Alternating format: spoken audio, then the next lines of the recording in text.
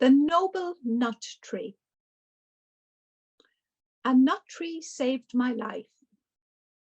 It was a, it was a chestnut, a magnificent European chestnut called Castanea sativa. The tree was feral, and it lived out its life between the back wall of a large Georgian house nearby my house that ran to meet a huge outcrop of rock. This overlooked the city of Cork in Ireland, and the south of Ireland that is, and the River Lee that flowed through the city of Cork. I was a freshly minted orphan. Nobody cared. I do not remember how I found the tree. I was always hungry in those times. Maybe the tree found me. It was loaded with nuts. So I do remember climbing it, and I sat on the lower branch, and as the days went by, I ate my way up the tree. I didn't feel the pangs of hunger after that, so it saved my life. Now I'm going to pass on to you some lessons that I learned while I was picking from that tree. And these are lessons for Christmas.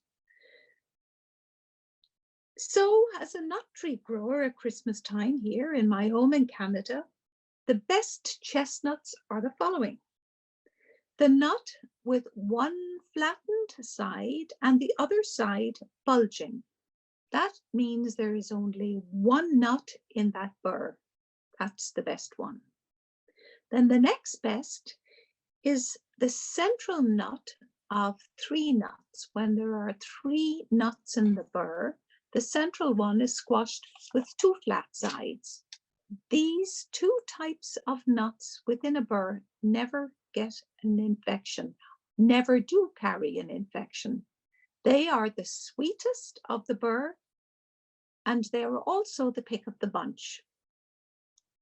As a nut grower, I have my dreams. Like all of you nut growers, I have my dreams. I would love to go into the forests of China to see the Chinese hickory, Carya sinensis.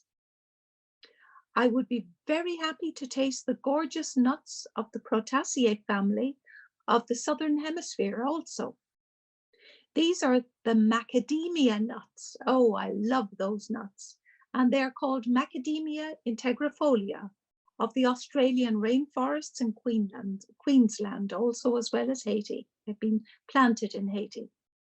As a child, I used to like the Brazil nuts, Bertholletia excelsior of the Lecythinaceae family in the Amazon. But closer to home, my husband Christian and I, we maintain a nuttery or a nut tree garden as part of my own research garden. Now remember, I have 160 acres and the garden is quite large. The nut tree garden is experimental and has been for 40 odd years. It consists of the species of nuts that I can grow here, and my growing zone is zone 3. I have a very cold garden, which is very much to my advantage for a lot of different reasons. They are all North American species nuts, all North American native species that grow in my nuttery. All the trees except one tree, and that's the Juglans auresia from the Caucasus Mountains. All of these trees, except for that one, are grown from nuts collected either from the wild or from what I call century farms, farms that have been in families for at least 100 years, who have maintained orchards in this area of Canada and also in the northern United States in the old style. Now, what I mean by the old style is the fruit trees are surrounded by a wall of nut trees, of black walnuts and butternuts. This phenomenon is found in North America only. In the past in Canada, the nuts as nut meats were stored for winter used and put into root cellars, and the knowledge of the value of this primary plant protein was gathered from all of the local Aboriginal people around here and in the United States, because the people who came from Europe into the United States had never ever seen these kinds of nut trees before. North America has got a unique set of species of nut trees unknown mostly in the rest of the world.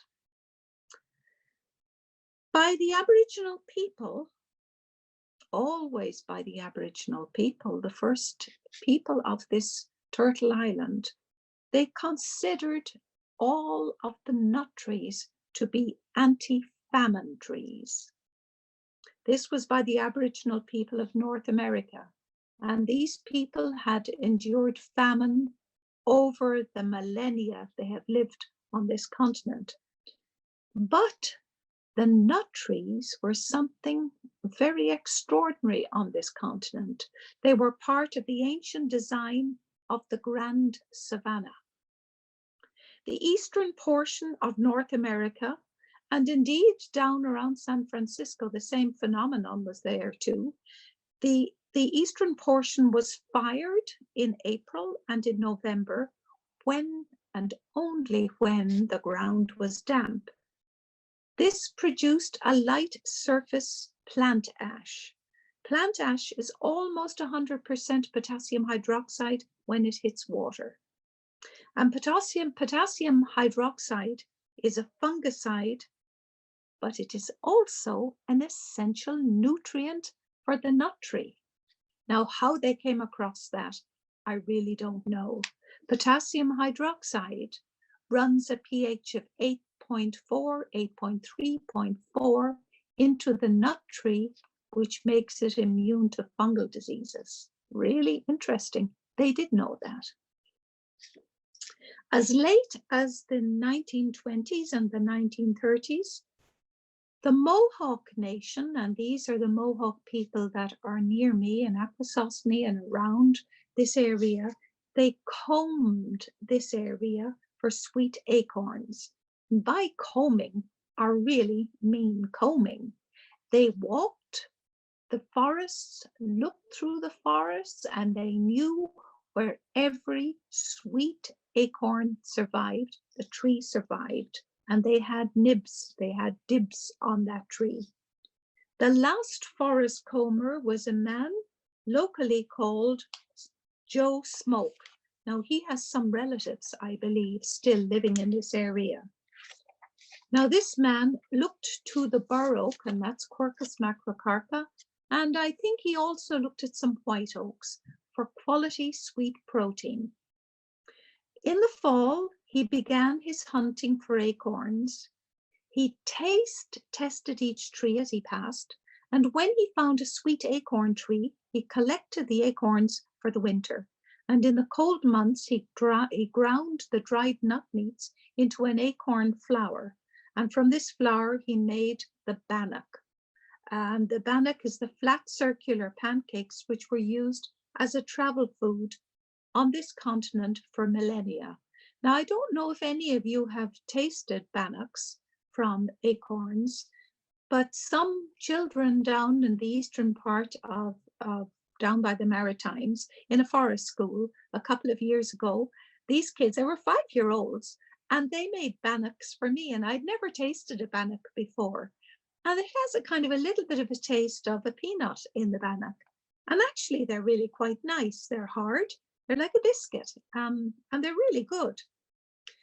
The main feature of the nuttery, my nuttery, my nut tree collection, the nut tree garden, is what I call a grand allée.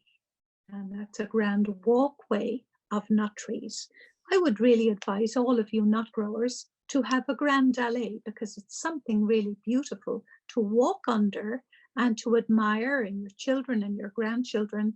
And it always attracts birds. So some of you have got to be birders. I know you have to be. So this alley in my area, in my garden, is circular, And Christian and I measured it the other day, and it is about 1,000 feet long, give or take, maybe 1,050 feet long, something like that. It's a very long alley. These trees right now, as we're speaking, are fruiting and they are mature.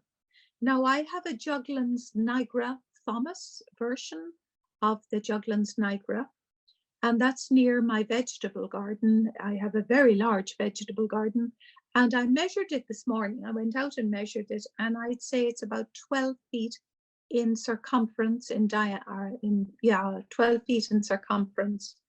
And that tree is enormous, and it produces huge loads of nuts every year. So I don't have a Thomas in the alley.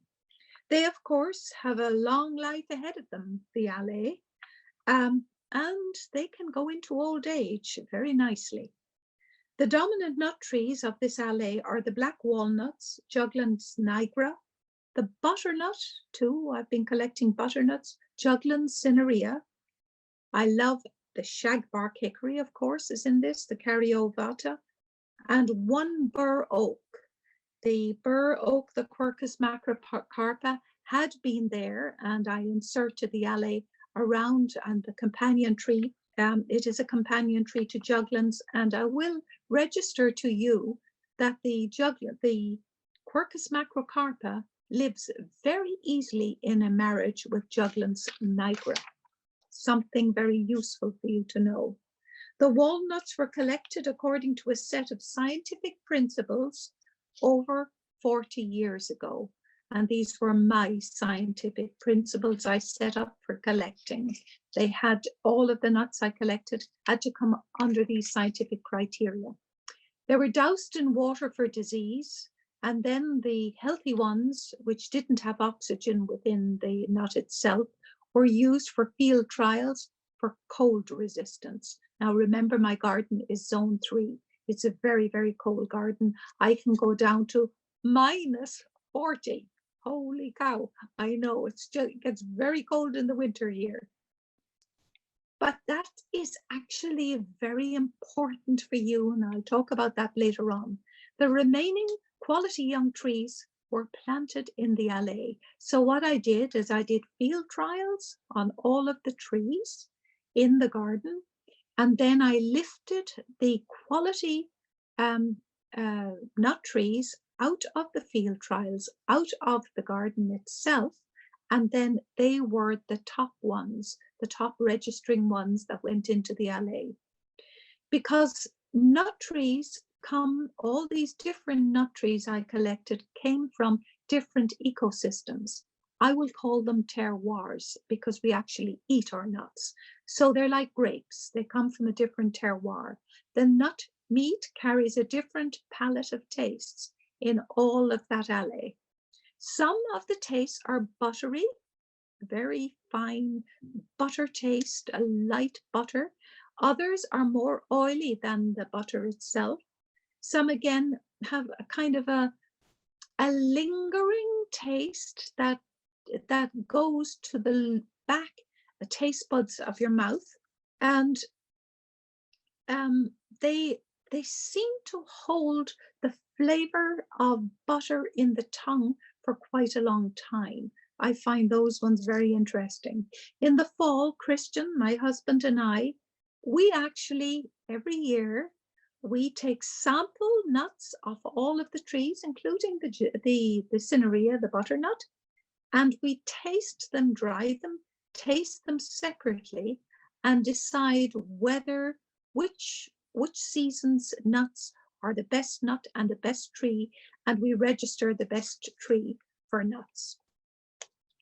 Then what we do is we collect all of those nuts, then we dry them in wire cages, and those become our winter eating, and we eat the nuts with our lunch. I mean, we have an ordinary lunch, but we always have 4 or 5 or 6 butternut flesh or nut meats from the nuts during the winter months. Actually, that they also have, and I will talk about that in a while, an anti-cancer capacity for the body. It's very, very important, these things. I also have more than a passing interest. I'll call it a passion. Maybe I better whisper the word passion because I just adore these trees. Picaria lacanosia. Oh my goodness, they're just wonderful. They're also called, you probably know them as the big shellbark hickory. I always call them the king nuts because to me they're the king of the nuts, like the pecan. There are very few nuts that can stand up and brace the pecan for quality, and this one can. I planted these trees from seed about 40 years ago, and they adjoin my orchard. They're planted to the south of the orchard to catch the sun, to catch the full blast of the sun. And there's nothing in front of them so that their canopies carry all of the sun. It takes 2 years to break dormancy in the Caria lacanosia, in the shagbark hickories. That is for my garden. Now for you down south, it may take less, but I suspect they have a very long dormancy for you too. I have recently, and that is within the last 2 years, obtained, now I was very excited about this, what I think and I suspect are the last, if not some of the very, very last of the Canadian king nuts from a different source, a different location near Windsor, and that is at the shores, really, of Lake Erie. I had been asked to come down and save a garden for the little kids for a forest school down there, and they had sassafras in that forest, so I knew there would be king nuts in there. And I had maybe about 10 people looking for the king nuts. I myself looked in this forest for them, couldn't find them, and I had them sent to me by express mail, and I was very excited to get them. These nuts were in pots, and they're due actually right now. That's the next big project I will be doing, is I'll be planting these nut trees out, being very, very careful, of course, of the tap roots. Now, what I'm trying to do, because this comes from a different terroir, these nuts come from totally different terroir next to Lake Erie. I'm hoping that the two genomes will mix in time and will give rise to what I will call, in crossing, a hybrid vigor on the first generation, the F1 generation of the offspring. So I am looking for larger quality and healthier trees by doing this. These northern nut trees have the most important genome in North America, because the seedling trees, I can send my seedlings to you. I can send my nuts down to you. And what happens with that, because of the solar conditions of the whole continent, the offspring of my nut trees from the north will be more savvy in their ability to handle the solar exposure in your gardens south, and they will produce a much larger and healthier nut meat. So that is worth thinking about. Now, I want to tell you something of the disaster. I can't talk about good things all the time. I have to tell you about our disasters. Our filbert experiments correlate with some of the books that you have written, the filbert books. The northern nut growers are producing high quality books for all of the people in North America. And I will repeat that. You are producing some of the highest quality research books, and I would love to see more research going into them, more money going into the research for North America. These are feeding trees. So let me get back to my filbert experiment. I used Coryllius americana, that's the filbert, of course, the American hazel, and then the European hazel that I know a fair bit about, the Coryllius avellana. They have failed completely on my property. I put them into areas where they were backed by basswood trees, good deep soil, very light soil. And I also included in this experiment the Turkish hazel, the beautiful plum-colored Coryllius colurna. I can never say that word properly. They all succumbed over time to the filbert blight, all of them, and very badly too. I think maybe that I didn't have enough moisture in the soil at times. I'm on a well, of course, so I couldn't water them. And I think maybe that exacerbated the filbert blight, but I don't really know. However, we also allowed our own native filbert to take place in this experiment. So on the 160 acres, I do have a lot of native filbert trees, and they were introduced into this experiment. And the interesting thing is now that I have very healthy filberts growing at the end of my garden and at the end of my orchard.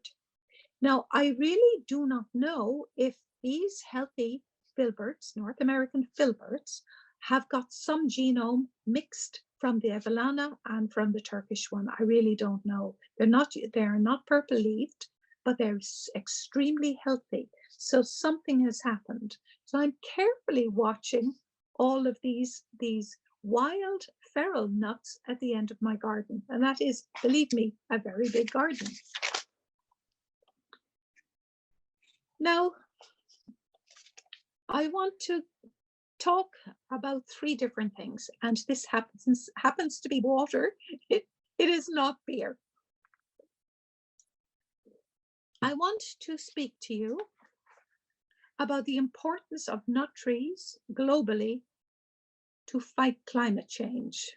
You are warriors in the battle for climate change, and very few people hear about this. Actually, and I'm with you on that, all of us are in this war of climate change.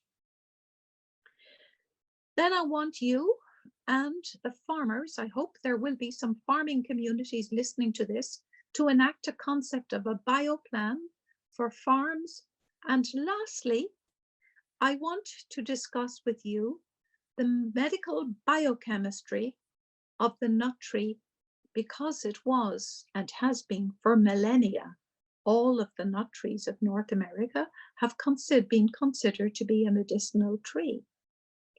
The Aboriginal people, the medicine men and medicine women of North America, have always considered these trees to be medicinal trees, and indeed in Europe, the filbert, the hazelnut, a raw form of hazelnut was an anti-fever.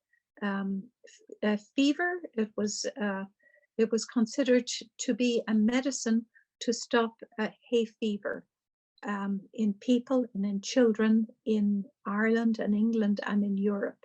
So you eat them a bit raw, you crack the nuts, eat the nuts raw, very raw and not quite ripe. And you get some very good medicine from that. Now let us look at climate change for a minute.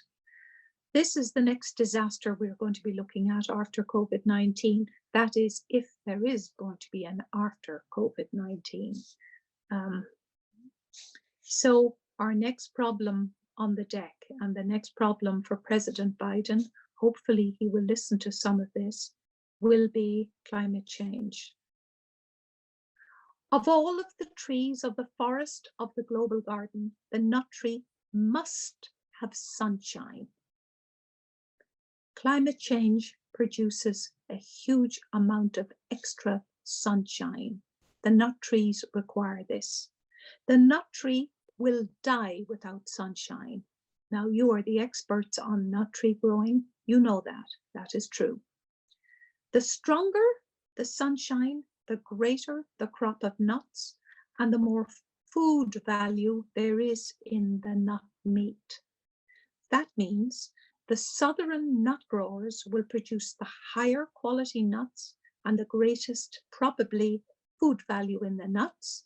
And the people who are growing the nut trees to the north of the continent will have the highest value of medicine in the nut trees.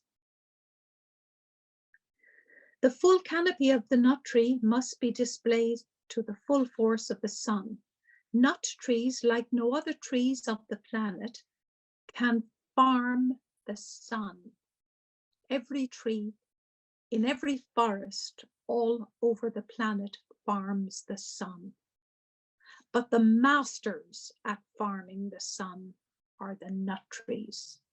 They have quercetin and quercitrin in the phloem and the vascular tissue of the tree.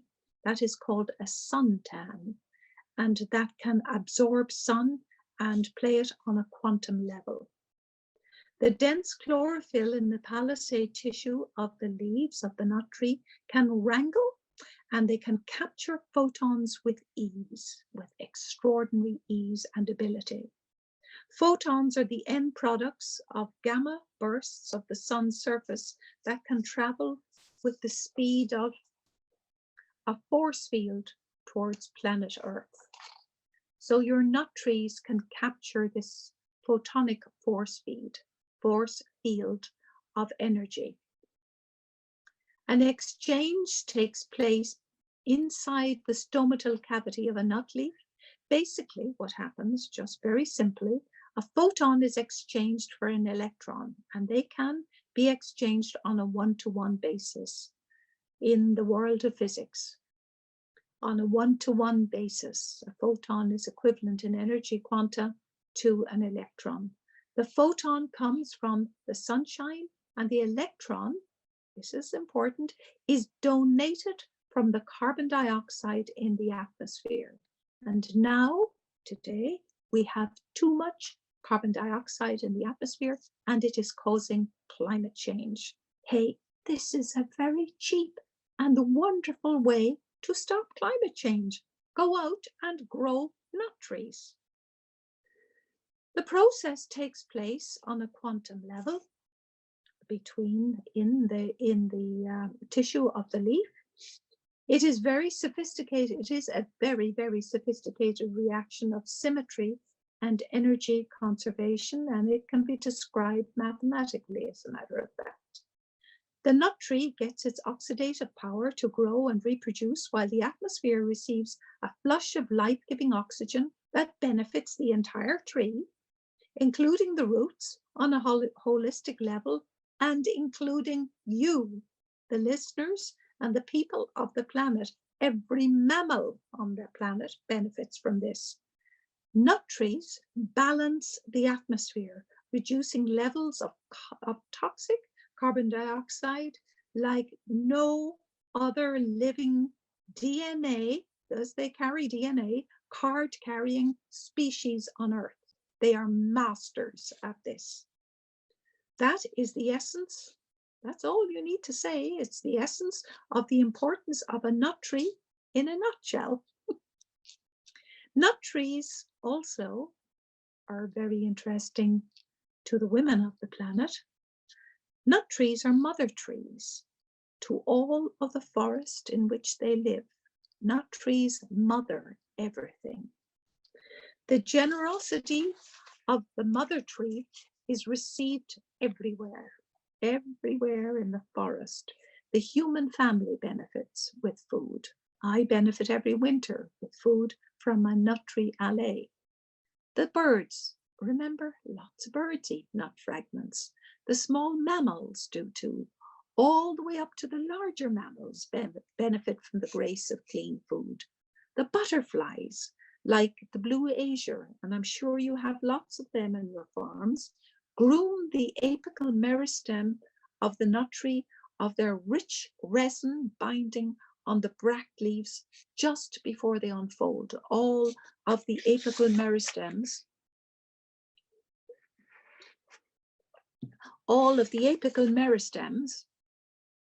are folded together and tied together with a resin glue, and the azure blue unties the resin glue.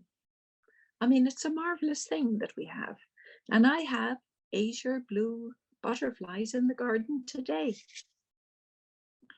Bees and other pollinating insects enjoy the antibiotic and antifungal resins, and they make wallpaper from that resins from the nut trees to line their hives and to line their living quarters.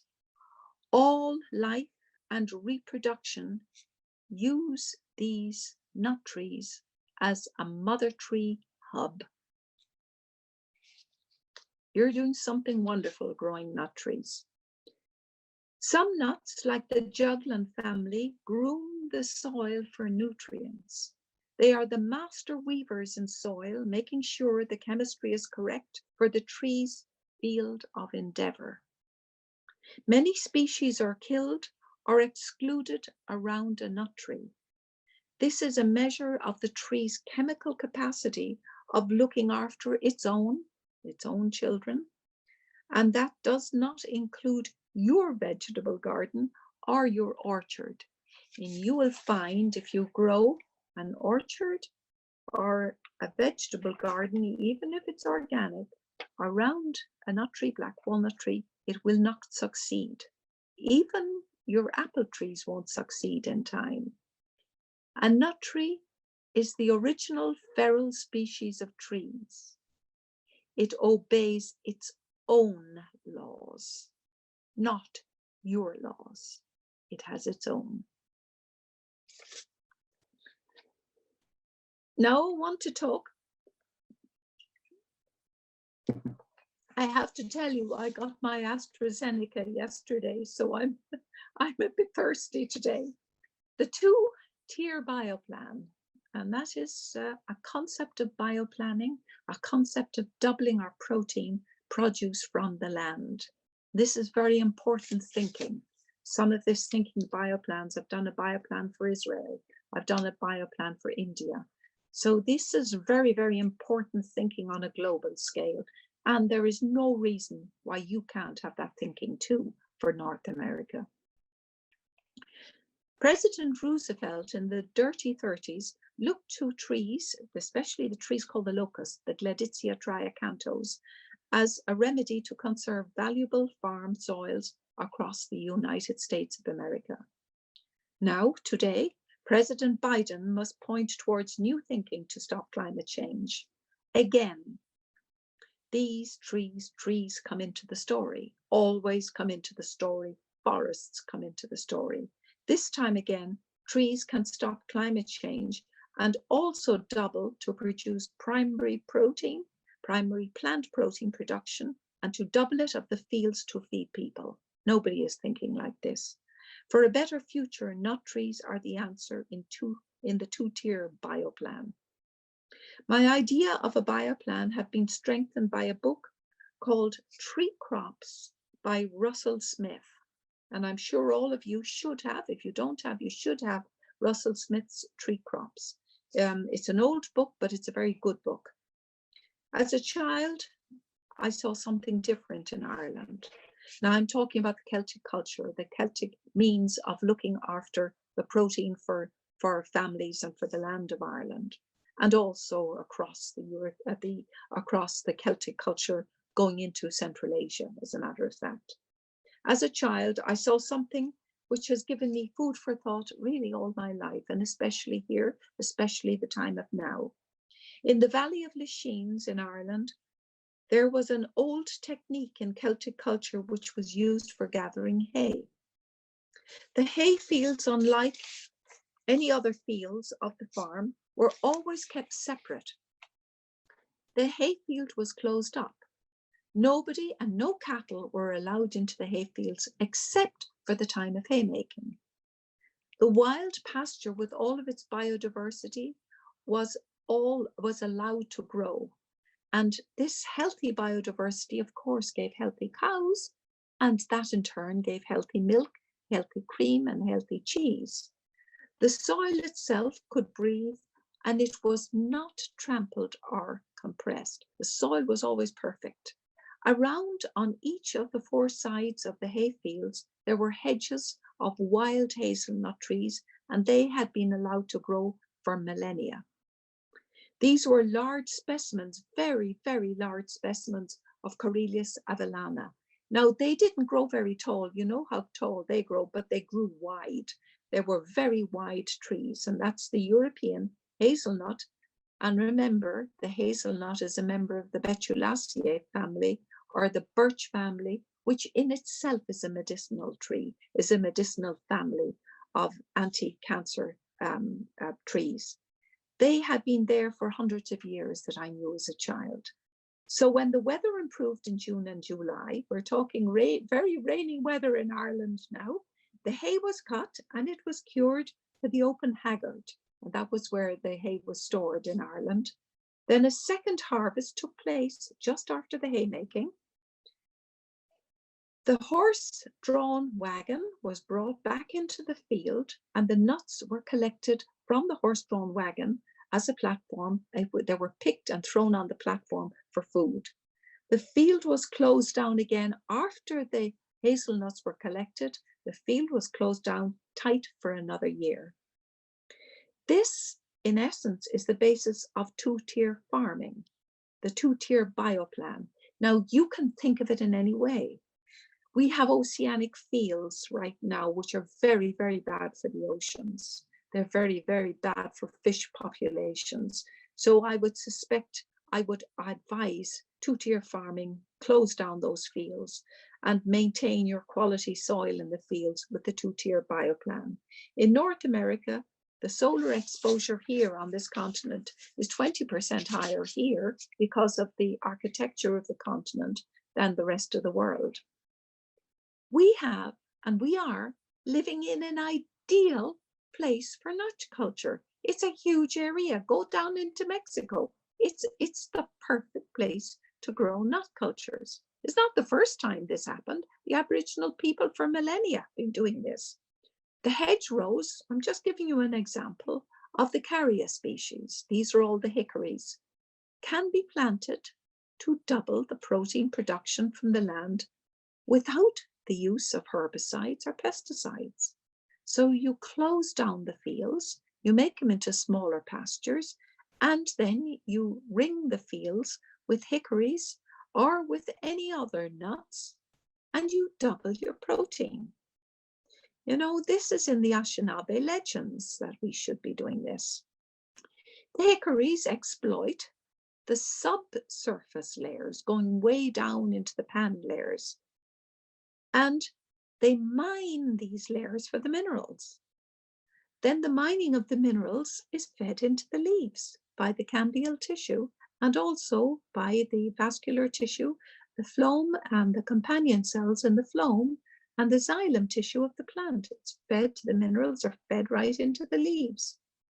Then when fall comes, the leaves fall, they enrich the ground with all these wonderful minerals. That's your terroir for the nut trees. Then the nuts are harvested, of course. They double the cash value of the land in its agricultural output. In addition, the nuts go into new and an increasingly large vegetarian market. That's a huge market.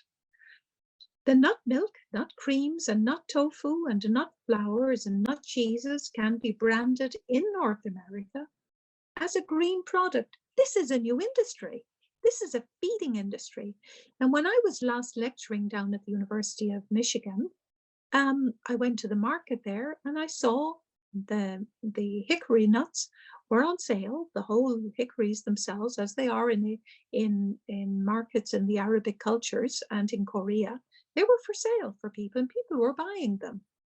So there is a screaming market for this, and why aren't we tapping into it? I don't know why. The style of farming also protects the oceans. You see, you got to think everything is connected. Every single blinking thing is connected. The land that we live on is very rich in iron, very, very rich. All the land is rich in iron, and the seas are poor in iron. And that's the balance of the world between the oceans and the land and the forests. So from the leaves, an acid called fulvic acid, it's a mega molecule. It's a huge molecular structure of about 1 million. It's enormous. It comes from the leaves, and that's a whole thing. If you want to know about that, read my last book, To Speak for the Trees. And I would also ask you to also look at the film Call of the Forest, The Forgotten Wisdom of Trees, to get some more information on that as a nut grower. And then when you're finished with that, the app that I produced, calloftheforest.ca, please look that up, and that's free. You can easily access that. The fulvic acid in the leaves of the nut tree bleeds into the ground. into the ground, bleeds into the water. It's water soluble. It's a chelating agent. The chelation, it picks up iron in a chelation mode, travels out into the oceans, and then the iron hits the oceans. And what happens in the oceans, the molecule, the fulvic acid, and there's some humic acid in it, breaks down, and the iron is released into the oceans. And all the columns, the great columns of Nosticales, Procacales, Camocytinales, all of those species in the oceans pick up the iron, pick it up at night. And the nitrogenase enzymes at night use the iron for a catalytic structure in biochemistry to fire up the protein production of the Nosticales, Camocytinales, all of these species in the oceans. And it too doubles the protein quality in the species in the oceans. And that is the feeding foundation of the oceans for everything, for the mammals, for the fish, for the whales, for everything on the ocean comes from the forest on the land, and especially comes from the nut trees within the forest, nurturing the forest from the land to the oceans. So we're all connected. You can't get away from it. Now, let me talk a little bit about the medicine of trees. The Aboriginal people of North America, my gosh, they're very smart people. I don't know if you know them, but you should get to know them. They're fantastic people. They always considered the nut tree to be a medicinal tree. I mean, it's extraordinary. 64% of our medicines comes from the forest, comes from trees, but yet we ignore them all the time and we're cutting them down. The medicinal nut tree, the nut meat is good for your health. No, I shouldn't say, I should take that back. It is excellent for your health, especially as you grow older. A long time ago, it must have been about 30 years ago, a North American medicine man in one of my lectures made a very interesting comment to me. He was a wonderful, wonderful gentleman, and he was in his 80s. And he said to me, his people, that is his Aboriginal people, lost their health when they stopped eating, he called it bush food. A nut tree is bush food. I have never forgotten his comments, and by bush food, of course he meant nuts, but he also meant other wayside food with great biodiversity in it. Our foods come from 8 species only, pretty well, masticated and marinated and freshened and God knows what. But 8 species feed this planet, and we have something like 80,000 species. We've got a lot of food-bearing plants on this planet, but we never look at them properly. The planet has those on offer for us, and a lot of them are important medicines. So by a loss of his people's health, this gentleman meant that they got diabetes. They became diabetic. Diabetes is a very strong disease in the Aboriginal people. The Aboriginal people moved from a coarse, a hypoglycemic style of eating that was high hunting, a lot of meat, to a hyperglycemic style where they eat mostly carbohydrates. So it is too much for the pancreas to have this happening. And this happens to us as we grow older too. Nuts protect the body from diabetes because the intima, that's the intima, internal lining of a nut meat, that is the area just inside the hard nut shell, has a bran action in the body. So it gets absorbed into the mouth, down into the stomach, into the intestines. And in the intestines, this tissue is bran. It's broken down by the gut bacteria. And it has a divalent cation action on insulin. That means it has like a double plug into insulin by way of chemistry. And what this does to insulin is acts as a biochemical governor on insulin.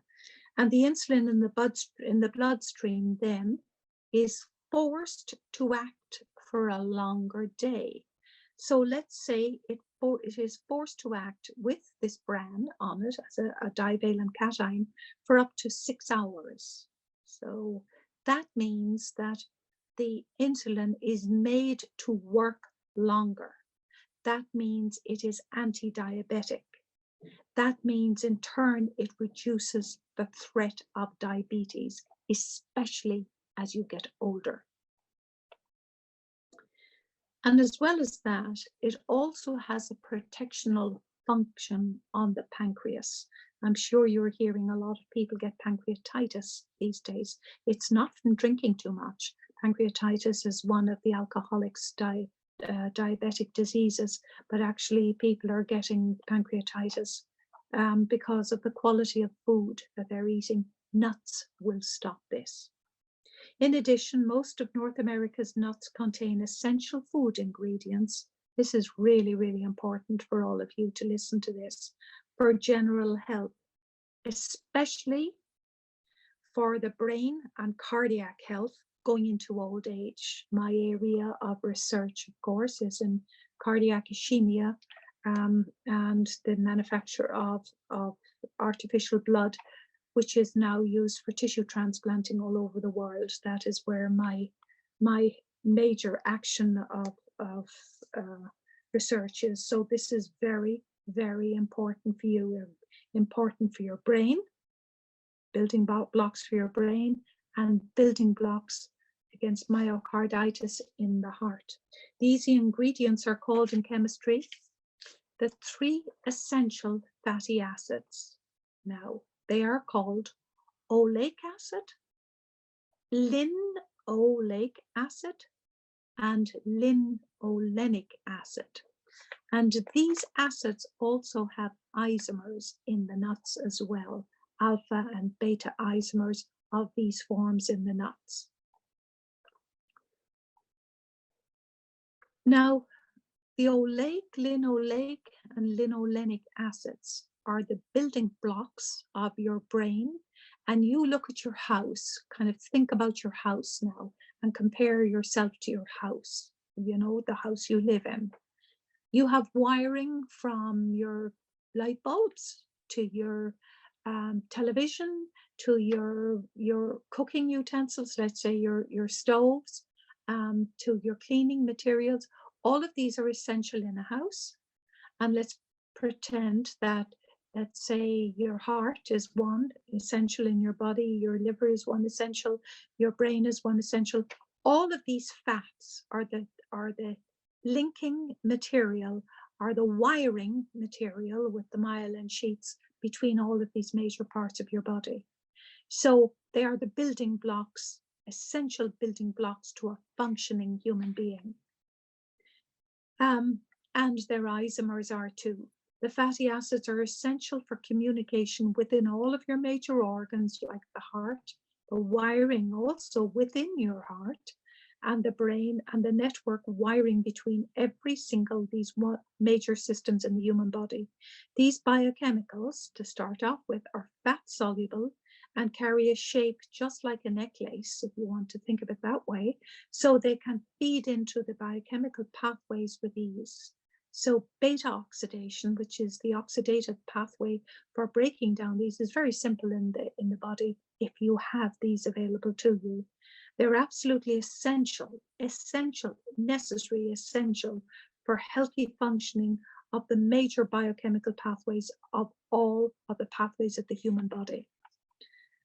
And as the body ages, these 3 biochemicals take an even more important function. They become the spare parts that we need for wear and tear of a lifetime. So if your memory is going a little bit, eat some nuts. They protect the brain from cancers. They protect the brain from Parkinson's disease, from Alzheimer's disease, and Lou Gehrig's disease. The Aboriginal people did not have these diseases when they ate these nuts, and when the Great Savannah culture was part of their culture, they didn't have these diseases. So now we do, and we need to recheck that. It's very easy to fix. Just eat them. Eat the nuts. In addition, they have a protective function in the various myocardial interfaces of a beating heart. So now in some of the COVID-19 injections, there is a byproduct of myocarditis in the very young men. I think it's in young men, young people, 19 or so older. So if you have got children or grandchildren that are going in to have some of these injections of COVID-19, try and get them to eat some nuts beforehand, maybe at least 24 or 48 hours ahead, so that they have that, so that they have the oleic-linolenic in their body. Now you can also get it from another source. If they whine and moan at you, they don't want to eat that, then go out and buy a salmon. A wild salmon, a live caught salmon, has oleic-linolenic is in it, and that will have a dilution effect on the body and reduce the chances of you getting problems with the COVID injections. Now, when you think of the myocardium, the interfaces, they protect the interface functioning of the myocardium, and that's the beating heart, of course, whose normal pacemaker, that's your own pacemaker, you have them, I have them. The sinoatrial node is my pacemaker, you have the same thing, identical thing in your heart too. Must have these 3 essential nutrients to beat, to have a proper healthy cardiovascular system. So, in a nutshell, those are the great advantages of growing nut trees. And I would talk to the younger people in North America, and the younger people want to build a green community. They want to build something that is green for them. That means that they will have a future if they do it. And I will talk to you and say, if you are interested in this, will you please go out and purchase and grow nut trees? Will you please make sure they're in public city places so that people can lean up and take a nut out of a nut tree and eat it? Will you please make sure that they are part of the new economy, that they are the new tofu, that they are the new green food, which is high plant protein that I haven't even really talked about. That plant protein is extremely good for your body, extremely good for your teeth and the functioning of your body. So if you want to build health in your family, you do this.